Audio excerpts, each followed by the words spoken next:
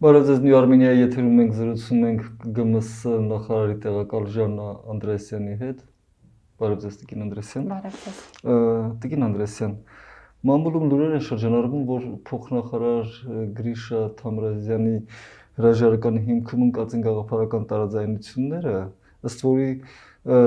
նախարարությունը աչքի են գնում ապազգային գործունեությամբ։ Արդյոք սա իրականությունը, թե այնուամենայնիվ այլ պատճառ կա։ Գիտեք, կարծում եմ, որ սա ոչ միայն իրականություն չի, այլև ուրեմն այն ապատեղեկատվության ու հերյուրանքների շարունակությունն է, որ տեսնում ենք վերջին ամիսներին եւ որը ուղղված է նրան, որ նախարարության քաղաքականությունը այս կամ այն կերպ որակեն իբրև ապազգային, ինչը իհարկե չի համապատասխանում իրականությանը, նախարարությունը մեկ թիմ է, գաղափարական առումով նույն հարթության վրա աշխատող եւ այդ հարթությունը ազգային արժեքների, մեր կրթության որակի բարելավման, բարեփոխման քաղաքականությունն է։ Այնուամենայնիվ, ինչ էր ուզում անել պարոն Թամրազյանը, որ անելու հնարավորություն չունենալու պատճառով հրաժարական տվեց։ Գիտեք, եկեք ես չմեկնաբանեմ հրաժարականի գործընթացը եւ դրա հետ կապված տարաբնույթ լուրերը, ընդհանրապես պնդում եմ, որ այն ինչ տարածվում է ապազգային ազգային հարթության մեջ 100%-անոց սուտ է եւ չի համապատասխանում իրականությանը։ Ես վստահ եմ, որ դուք ծանոթ եք հրապարակումներին, օրինակ չափորոշիչների մասին հաճախ են ասում, որ այդ չափորոշիչները մեր կրթությունը դարձնում են համենայն դեպս ոչ հայկական։ Այս մեղադրանքներին որպես այդպեսին լուրջ հակադարձում չի եղել։ Դա թույլ տվեք ասել ձեր գնահատականն է, որ լուրջ հակադարձում չի եղել։ Ես կարծում եմ, որ փաստարկները բավարար բերված են, գուցե ունենք դրանք հավելյալ կոմունիկացնելու հասարակությանը իրազեկելու խնդիր, բայց հիշեցնեմ նաև, որ մենք շատ լայն հանրային քննարկումներ ենք ունեցել չափորոշիչների շուրջ, որոնք իրոք չնայած այդ բառը շատ արդեն արժեզրկված է, բայց աննախադեպ է նկատի ունենալով չափորոշիչների նախորդ փուլերի փոփոխությունները, որոնք հաճախ մնում էին փակ սենյակներում եւ նույնիսկ ուսուցիչները դրանցից տեղեկացված չէին։ Այս չափորոշիչները մենք ամենալայն շրջանակների հետ քննարկել ենք, հազարավոր, տասնյակ հազարավոր մարդիկ դրանց մասնակցել են, առաջարկներ են տվել եւ այդ առաջարկների մի զգալի մասը, որոնք ունեն ռացիոնալության հիմք, ընդունվել են եւ լրամշակումները արդեն իսկ ավարտական փուլում են։ Ինչ վերաբերում է դրանց ուրեմն ապազգային լինելուն, ես կարծում եմ, որ մենք ազգայինը ճշտելու կարիք ունենք, որովհետև շատ հաճախ մեր այս դատողությունների հիմքում ընկած են որոշակի կեղծ պատկերացումներ եւ ընկած է որոշակի կեղծ դասակարգման համակարգ, որում մի խումբ իրեն վերապահում է ամենաազգայինը լինելու իրավունք եւ մնացած բոլորին գնահատելու եւ այդ ազգային դիրքից նաեւ պակաս կամ ավել ազգային, ապազգային որակելու իրավունք։ Ես կարծում եմ, որ լավագույն վկայությունը պետք է լինի այն դպրոցը ու այն արդյունքը, որ մենք ստանալու ենք, իսկ այդ արդյունքը ցույց է տալիս, որ մենք ուզում ենք ունենալ ամենաարժանապատիվ, հայրենասեր, պատասխանատու եւ իրենց հայրենիքի ու պետության արժեքը գնահատող, դրա զարգացման համար իրենց ամեն օրն ու ջանքը դնող քաղաքացի։ Ներողություն, մենք ինչ ենք հասկանում ազգային կրթություն ասելով։ Ազգային կրթությունը ընդհանրապես ազգային դպրոցը որպես եզրույթ ձևակերպված է հանրակրթության մասին օրենքով, որտեղ նշված է, որ մեր հանրակրթության հիմքը ազգային դպրոցն է։ Սա նշանակում է, որ այն բովանդակությունը, որ մենք տեսնում ենք դպրոցում, իհարկե հիմնվում է ուրեմն բոլոր միջազգային միտումների, զարգացումների վրա, բայց անպայմանորեն իր հիմքում ունի նաև մեր պետության շահը եւ մեր հասարակության զարգացման տեսլականը։ Սա հստակ ձևակերպված է հանրակրթության պետական չափորոշիչում, որտեղ նախագծում, եթե նայել եք, կան առանցքային 8 կարողունակություններ եւ այդ կարողունակությունների մեջ իրենց կարևոր տեղն են գրավում ժողովրդավարական, սոցիալ-մշակութային կարողունակությունները, որտեղ հստակ ձևակերպված է, որ մեր դպրոցի շրջանավարտը պետք է գիտակցի պետության շահը, կարողանա ուրեմն այդ տարածաշրջանային շահերի կոնտեքստում պատկերացնել նաև որն է մեր դերը, որն է մեր դիրքը եւ մեր անելիքը եւ այդ առումով լինի այն պատասխանատու քաղաքացին, որ նաև իր հանրային վարքագիծը կկառուցի եւ որոշումները կկայացնի։ Այսինքն սա մի բան է, որը այնքան պարզ է ձևակերպված չափորոշություն, որ պարզապես ցանկությունը պետք է շատ մեծ լինի այն չտեսնելու եւ ես կարող եմ ընդհանրապես դատել, որ այն մարդիկ, ովքեր այդ որակումներն անում են, ուղղակի փաստաթուղթը կարդալու խնդիր ունեն եւ հրավիրում եմ կարդալ փաստաթուղթը։ Ես մի քիչ այսպես սադրիչ ձևակերպեմ, եթե կարելի է։ Եթե ես Սայաթնովային հանեմ գրականության դասագրքից, ազգային կրթությունը այսպես ճեղք կտա։ Գիտեք, դուք կարող եք Սայաթնովային սովորել բոլոր դասարաններում եւ ձեր կրթությունը ոչ մի կապ չունենա ազգայինի հետ։ Ինչու՞։ Որովհետև դուք կարող եք Սայաթնովային սովորել այնպես եւ այն կտրվածքով, որ երեխաները նույնիսկ չհասկանան ինչի մասին է խոսքը։ Այսինքն կրթության փոփոխությունը գաղափարական առումով մեխանիկական մոտեցումից հրաժարվելու մասին է։ Ինչպիսին է մեր մոտեցումը եղել։ Այ եթե սա շատ լինի, այ եթե սա լինի ամեն տեղ ու ամենուր, մենք կունենանք արդյունք։ Ոչ, այդպես չի լինում։ Հատկապես հիմա, երբ որ երեխաները ունեն հասանելիություն շատ տարբեր տեղեկատվական աղբյուրների եւ այն մոնոպոլիան, որ դպրոցը ուներ նախկին դարաշրջաններում, երբ որ ինքը փաստացի հանդիսանում էր տեղեկատվության փոխանցման հիմնական գերակշիռ աղբյուրներից մեկը, այլևս այդ իրավիճակը չկա։ Դպրոցը մրցակցային իրավիճակում է, երբ որ ինքը պետք է երեխայի համար դառնա այն միջավայրը, որտեղ երեխան գտնում է այն տեղեկատվությունը, որ իրեն իրոք հետաքրքրում է, ստիպում է ավելի ճանաչել, որտեղ երեխաների մոտ ճանաչողական այս ցանկությունները նրանց բնական վիճակն է։ Մենք ուղղակի դպրոցում ոչ թե ինչպես ավանդաբար պետք է ուրեմն ամեն կերպ սեղմենք ու փակենք այդ ցանկությունը ճանաչելու, այլ պետք է բացենք։ Սա անելու համար դպրոցը պետք է լինի բաց միջավայր, երեխայի հետ երկխոսող եւ պետք է փակ հարցեր չլինեն։ Իսկ մեր պատմությունը միայն հերոսական պատմություն չի, մեր պատմությունը բազմաշերտ պատմություն է եւ մեր պատմությունը մեր երեխաների համար կարող է իրոք հետաքրքիր լինել, եթե մենք այդ բոլոր շերտերը կարողանանք ուսումնասիրել եւ կարողանանք պատասխանել երեխաների հարցերին, ուղղորդել, որ իրենք տան նաեւ այն բոլոր հարցերը, որ իրենց համար հասկանալի կդարձնի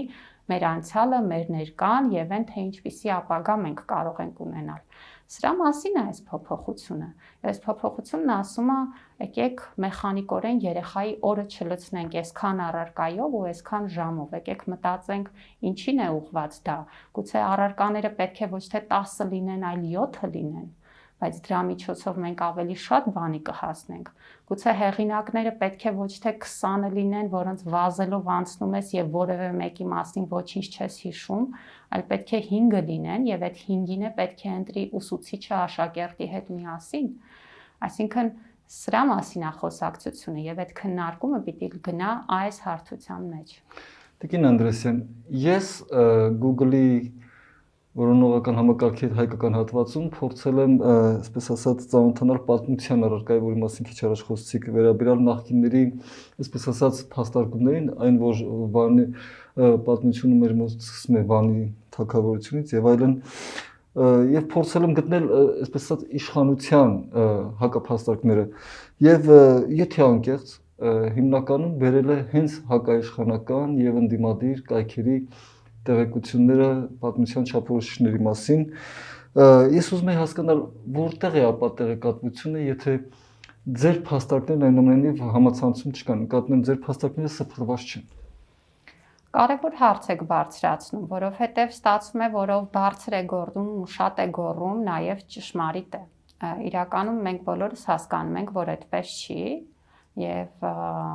պետք է կարողանալ ուրեմն աղմուկի մեջ տարբերել իրական խոսքը եւ այն խոսքը, որը համապատասխանում է իրականությանը։ Կարծում եմ, որ հանրային հաղորդակցության իմաստով մենք բավականին աշխատելու տեղ ունենք, այստեղ ուղղակի ակնհայտ է, որ կա այդ կոմունիկացիայի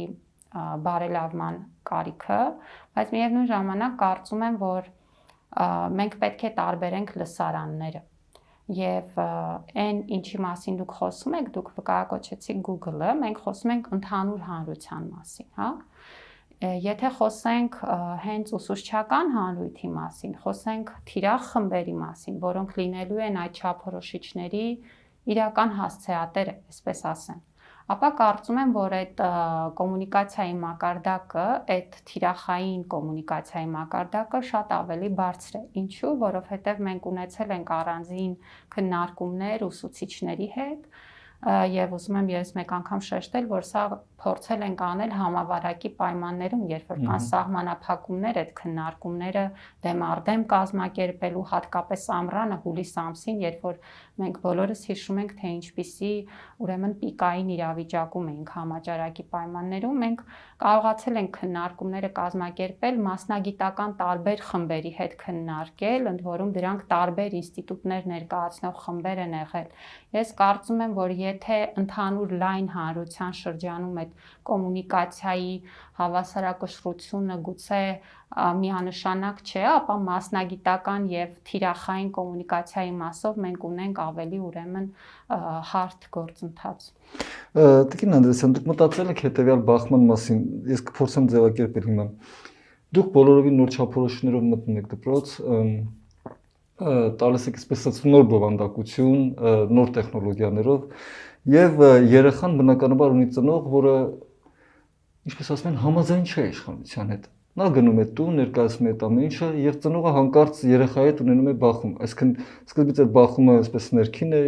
այս ինչ են մտածել եւ այլն եւ այլն։ Հետո այն անելիք ինքը սկսում է ճնշում գործադրել երեխայի վրա։ Այս բախման հետ ինչպես է աշխատելու դպրոցը։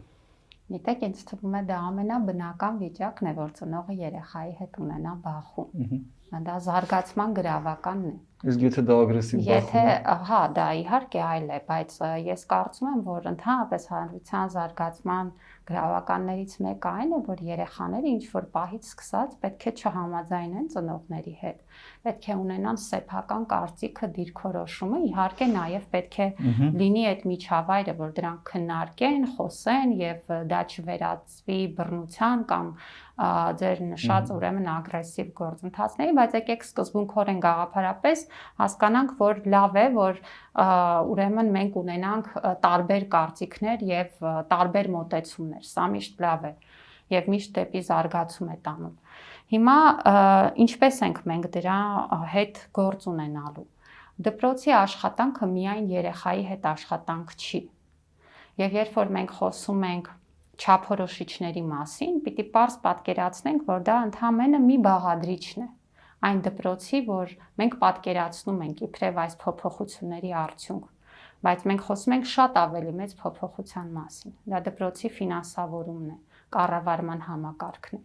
հարակից բոլոր ծառայություններն են եւ միջավայրն է, աշխատանքային պայմաններն են։ Եվ մենք այս չափորոշիչը կարող ենք աշխատող տեսնել միայն այն դպրոցում, որտեղ մյուս բաղադրիչները կան։ Իհարկե հիմա խոսակցությունը կենտրոնացավ կոնկրետ չափորոշիչների վրա,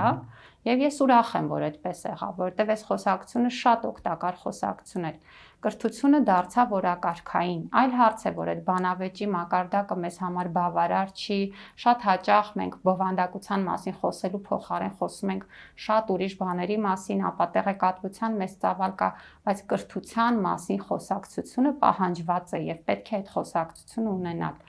Բայց մենք պիտի սկսենք խոսել նաև, օրինակ այս ընթացքում մենք դրեցինք հանրային քննարկման ֆինանսավորման նոր կարգը։ Էլի սա դարձավ հանրային քննարկման հարթակում, եթե չափորոշիչների նախագիծը հանրային քննարկման հարթակի պատմության մեջ ամենակննարկված չափորոշիչն է, եթե դուք էլ վիճակագրությունը նայեք, ապա ֆինանսավորման կարգը դրան գրեթե չի զիջում։ Եվ մենք էլի ունեցանք շատ բուռն մասնագիտական քննարկումներ, որոնք այդքան չմտան այդ ձեր ասած հանրային կոմունիկացիայի դաշտ, բայց ձեզ վստահեցնում եմ ոչ պակաս բուռն էին դրանք։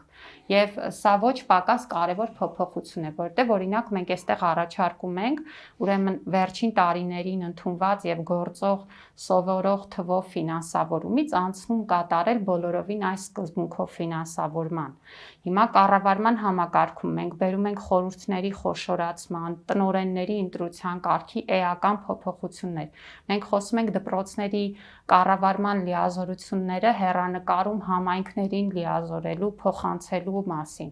Մենք պիտի հասկանանք, որ այս բոլոր փոփոխությունները միասին են ձևավորելու են դպրոցը, որի մասին որ քննարկումներ ենք ունենում եւ չափորոշչի մասին խոսել առանց խոսելու հարակից փոփոխությունների մասին նշանակում է միշտ կիսատ խոսակցություն ունենա։ Հասկանալի է։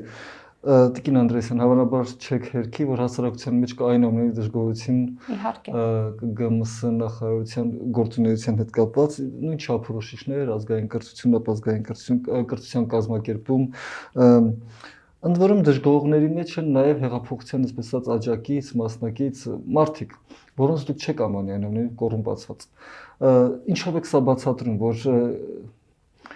նորերն էլ արդեն գոհ չեն ձեր գործունեությունից։ Նորերի մեջ էլ արդեն կան դժգոհումներ։ Նախ ուզում եմ ճշտել, որ ես որևէ մեկին որևէ կերպ գերադասում եմ չանվանել եւ չպիտակավորել։ Դա իմ գործն է, ներողություն։ Հիմա ինչ վերաբերում է դժգոհություններին, ես կարծում եմ, որ դրանք շատ կարեւոր են եւ շատ կզարմանայի, եթե մենք այսպիսի փոփոխություններ նախաձեռնեինք եւ լսեինք մենակ դրական խոսքեր կամ որ ավելի վատ է, որևէ արձագանք չստանայինք։ Ես ձեզ ասեմ, որ լինում են նաև այդպիսի դեպքեր, երբ որ տարբեր գերատեսչություններ հանրային քննարկման են ներկայացնում շատ կարևոր նախաձեռնություններ,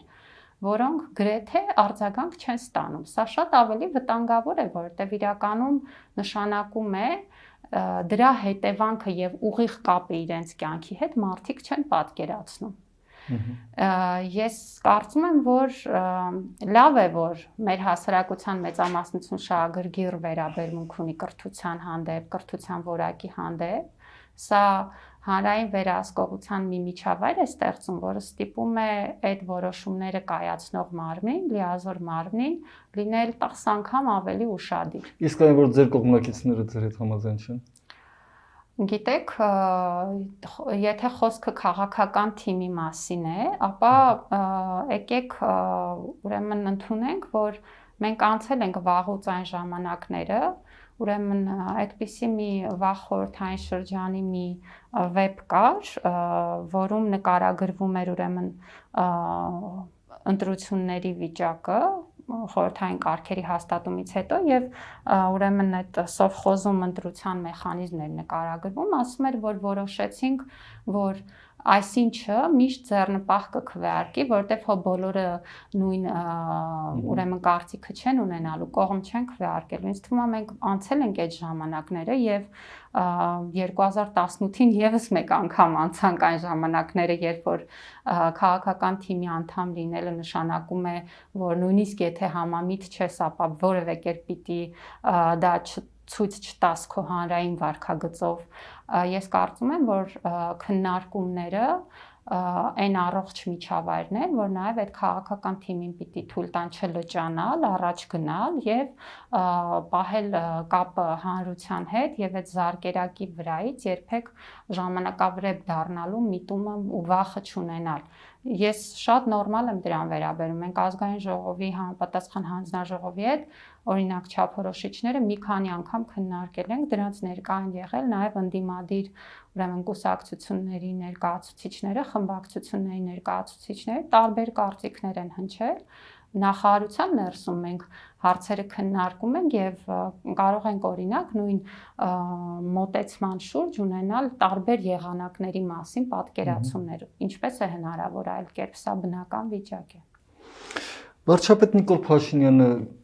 չեմ հիշում քանի ամիս առաջ այնուամենայնիվ ասաց, որ համակարգում դիմադրություն կա, այսպես ասած հեղափոխական արժեքներին։